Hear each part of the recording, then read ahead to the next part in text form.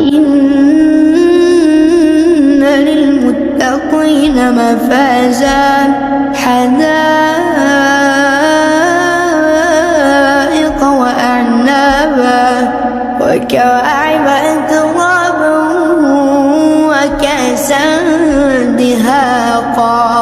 لا يسمعون فيها لغوا ولا كذابا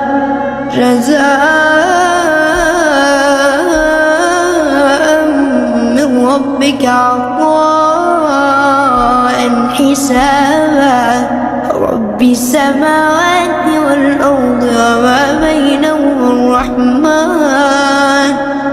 وما بينهما الرحمن لا يملكون منه خطابا